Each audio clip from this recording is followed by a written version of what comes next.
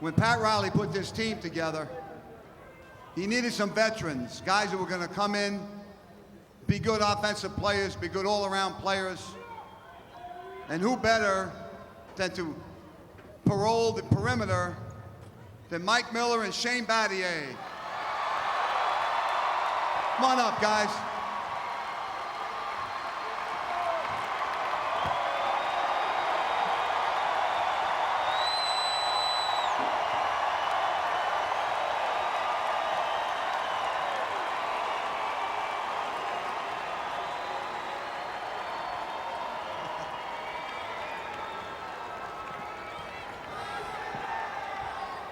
Shane, let's start with you.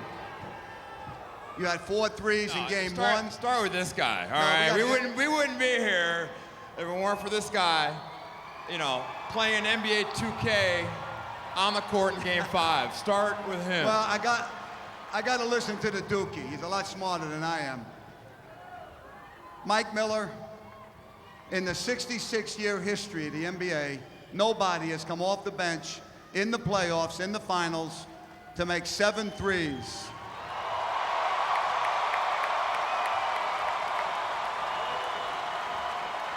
How did you do that? I don't know. Just let it fly, Miami. Let it fly.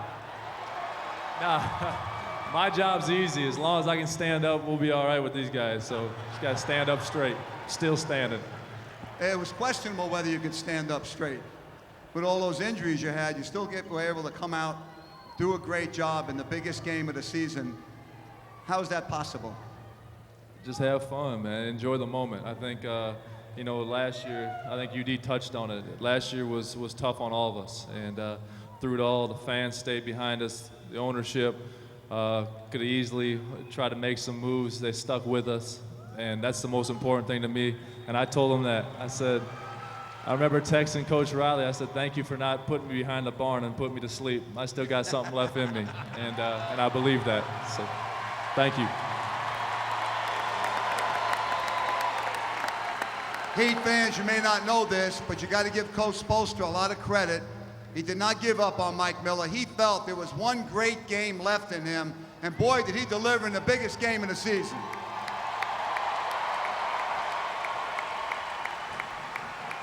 Shane. Coach Battier.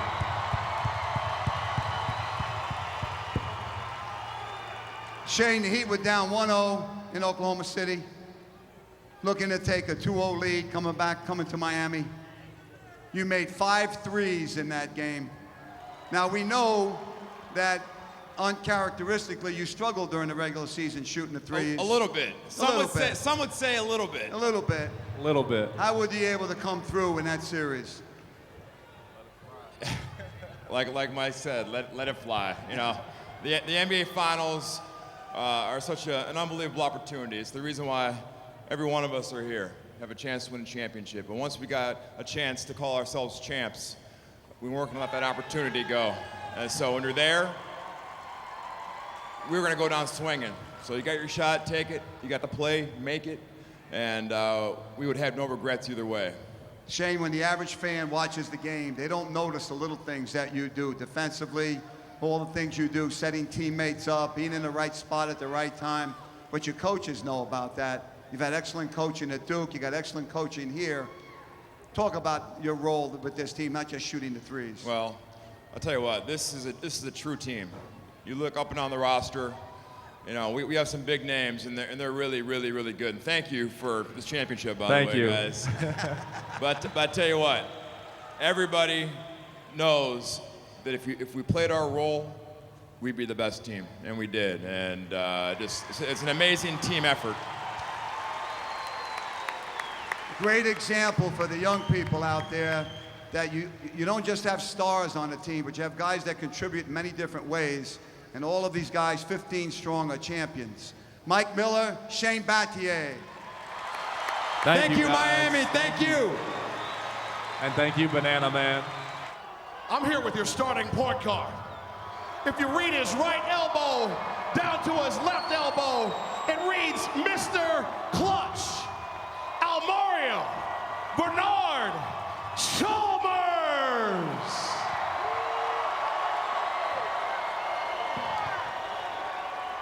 Rio, the Miami Heat, as we've heard many times over and you've heard throughout your career, is a family. And every family has a hierarchy. You being the youngest among the starting five, you've taken on this role as the little brother. I'm an older brother, so I don't understand what you have to deal with. But as the little brother, you tend to take on just a little bit of verbal abuse. How in the world do you deal with it? It's tough sometimes, but you know, you gotta keep fighting. That's my motto. I keep fighting through everything.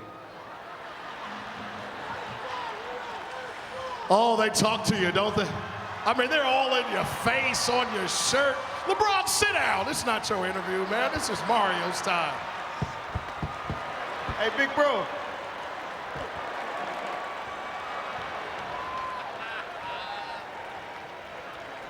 I'll take that. Oh, he'll take that indeed. Well, while you took your share of sibling abuse, we noticed that you started a little trickle down, a little Mario Onyx, if you will, because now we're noticing that you're yelling at Norris Cole. So what does Norris have in store? Hey, Norris, you about to go through the same thing I went through, little bro. As long as we keep winning, we gonna keep doing it, though.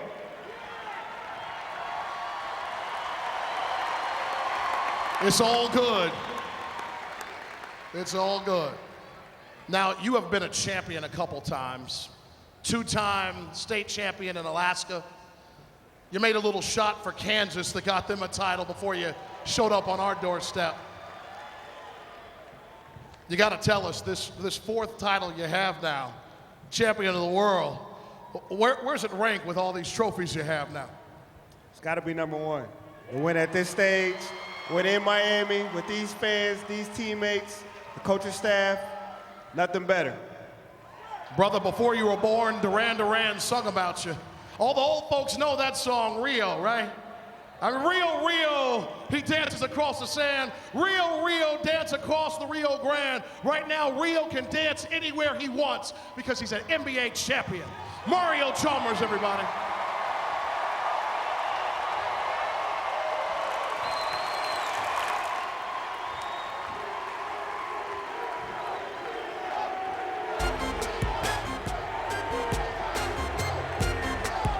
And now, ladies and gentlemen, once again, Eric Reed. You know, ladies and gentlemen, this Miami Heat championship team is the first in NBA history to win a championship after trailing in 3 different series.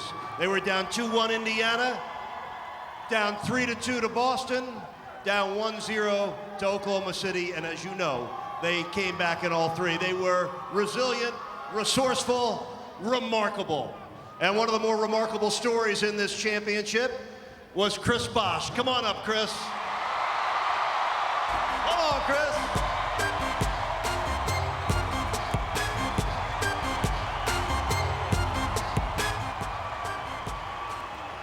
This stage has been pretty good to you. That court, even better. But you had a really amazing journey, even in the playoffs. Remember in the Knicks series, of course, we flew to New York, and you had to fly right back home to witness the birth of your beautiful son, Jackson. What a beautiful experience to go through during these playoffs. Yeah, it was really surreal. I remember, you know, just thinking about Game 3 for New York, and when I tell you, as soon as we landed, I got the call from my wife pretty much saying she thought she was going into labor, so I kind of had to, you know, really just reset the clock and head back. And I remember Coach asked me, you know, are you coming back? I told him I'll be back tomorrow, so it worked out. Well, we thought we had traffic in the parade.